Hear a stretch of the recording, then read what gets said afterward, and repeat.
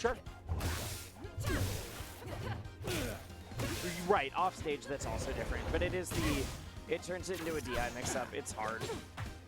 It's not like it's the... Yeah. Yeah. Ooh. Anyway, yeah. Yeah, good job.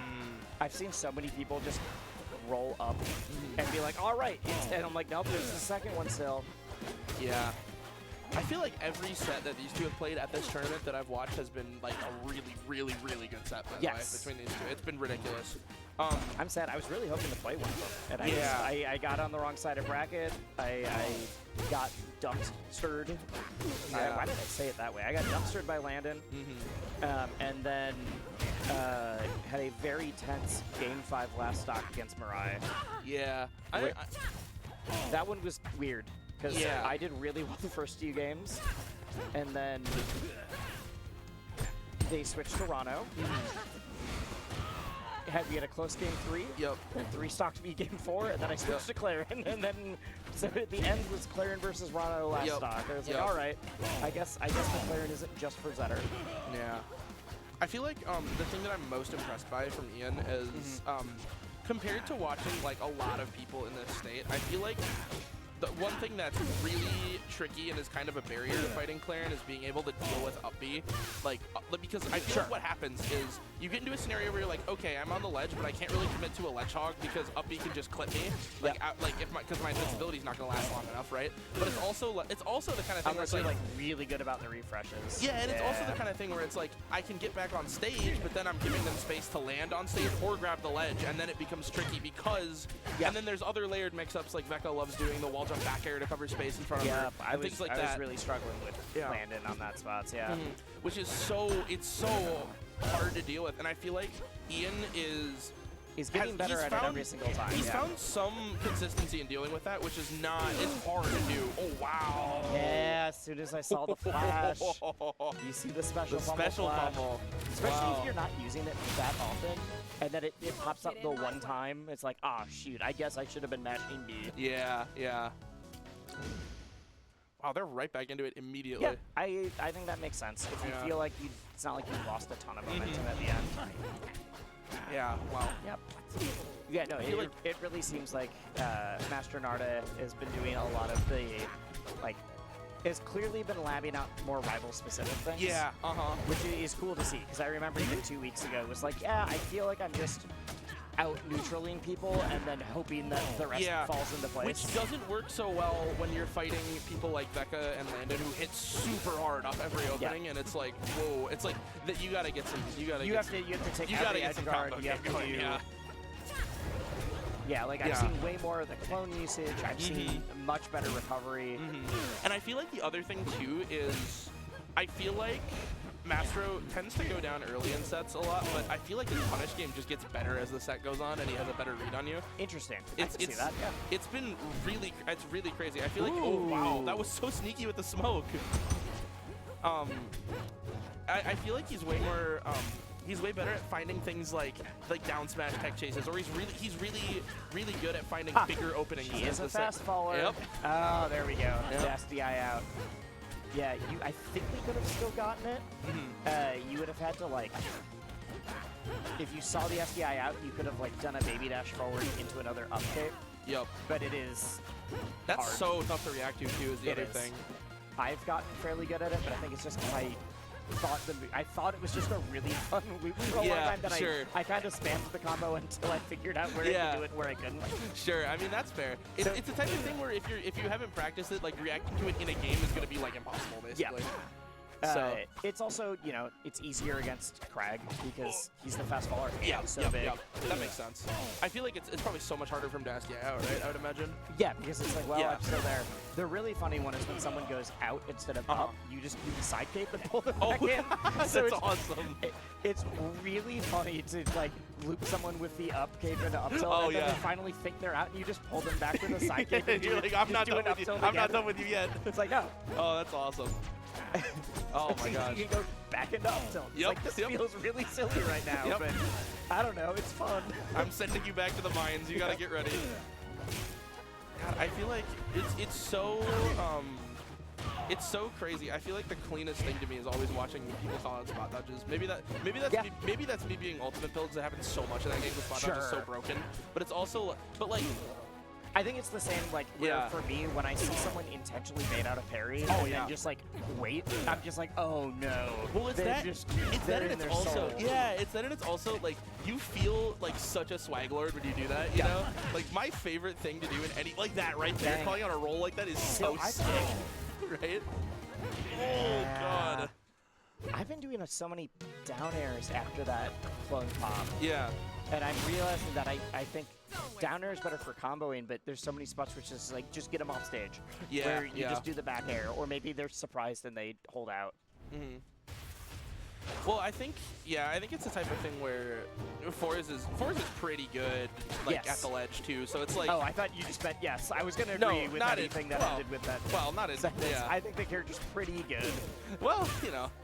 Yeah, well, no, he's good. He's so good. like, in this matchup, if you looked at like Twitter or Reddit or just like general social media, everyone would tell you that like Clairen is a demon and she's the hardest character to. I'm like, I think Forz is better in almost every way.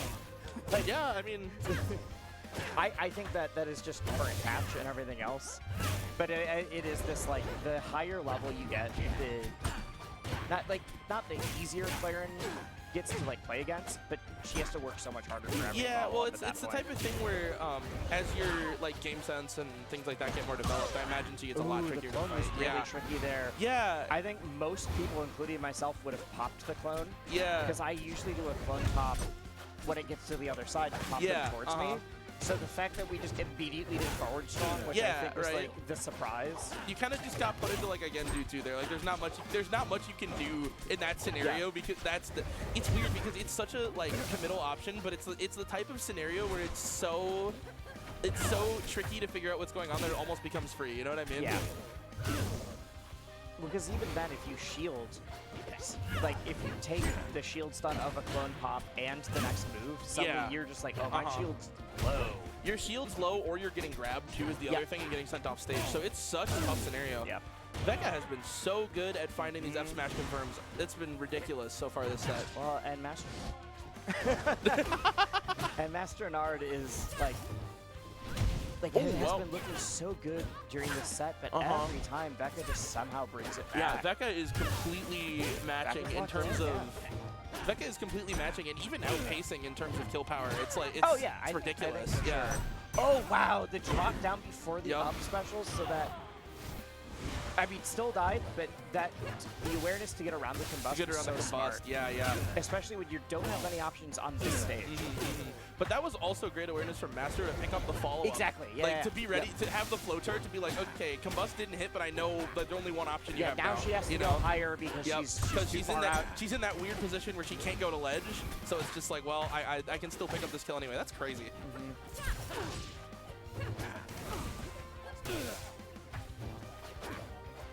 Yeah.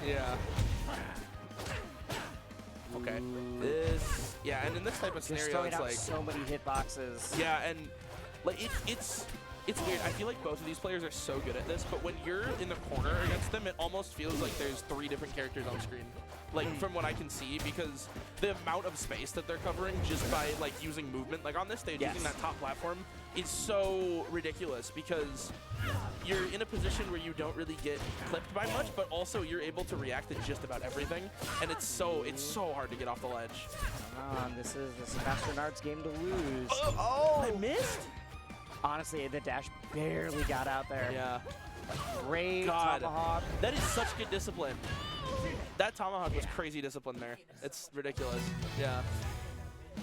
Yeah, your hedgehog is... Yeah, getting that last back air was one of the most impressive parts of that to me, actually. Yeah. Because I'll throw clone down, but because everyone expects it to be the clone, keeping the clone on stage while you drop down with a hitbox just really catches people by surprise. Yeah. There is so... God, these two are both so good. Oh my it's the same reason why every once in a while, holding the clone and just running right at the other person and leaving the clone behind, like they'll just let you run straight through them and then do a move. It doesn't work all the time, but when it does, it's very funny. Yeah, I can do that, Sean. I'll make a new player cam layout. I've been thinking about that. I'll make a new player cam layout for next time. I'm curious on bands, yeah. I thought about, like, if in the main screen, if we just have, like, a small mini version of it. Yeah, I'm thinking I'm going to move the logo and just put it in the middle, maybe. Yeah. I'm just trying to think, like, from a graphic design perspective, like, where I would put it. For sure. I think that makes sense. I don't know. I think so, too. Okay. I already like some of the other changes we've added, so. Yeah. I can make changes on the fly at the menu, too. It's super easy, so. I've just been doing that, like, before the bracket. If I need a new asset made, I just make it in, like, 10 minutes. Yeah. It's really easy. I saw a really good tournament overlay recently that I was going to send to you guys, and then I realized that it only worked for online brackets. Oh, okay. Because it used the player name, like the player name and icon, as like some of the other UI. I see. Do you know what tournament it was for, so I can look at it? I don't remember. Okay. I'll see if I can find it. Yeah, if you can find it. It looks cool, but there's like, well, because we don't play online, obviously there's we don't. probably still something I can pull from it though, if I had to guess. Maybe. So it was more that like it just used that in place of doing other stuff, so that you could like show online brackets and have like basically like where player icon was, it flipped it to just being the like numbers. There's a few different things that I really liked. Yeah, I mean, I'm totally down to take a look at that. I don't know. Of course, I'm not super used to this game in terms of design space, so it's like I have to. Oh, it's fine. Yeah. But I do think that showing, what was I gonna say? Showing the bands is always nice in a game that actively puts it on screen. Yeah. The other thing, and this is unfortunately just not like a perfect answer, is like I love having player cams on screen. Yeah. We just it's at hard. some point you are covering gameplay in some way. It's hard to, like, with this screen layout too to do it. Yeah. Because I feel like there's got to be a way, but it's tricky. Yeah. I've been thinking about that. I don't know. Yeah. I mean, maybe we could put it in the corner, but yeah. I was thinking like the bottom right corner, or like left and right. Yeah. Or you, because it's one cam, you'd have to either split it or do it. Whatever. Yeah. I'm sure that chat is loving us talking about. Oh, I'm sure they love us. Constantly right now. I'm sure they love us. Yeah. Oh yeah, we'll like Callie said, we'll do forced 4x3. Oh, that's beautiful. Then we have the bars. And then the game looks terrible at the expense of... the game looks terrible, but we have a great stream layout. Yes. Perfect. I like it. Yes. Or we do the stretch 4x3 like CSGO players do. Oh, Jesus. We make the game back into 4x3, but then stretch it to 16x9. That's what they do in that. Keep going. Thanks, Tempest. You won't get in my way. That was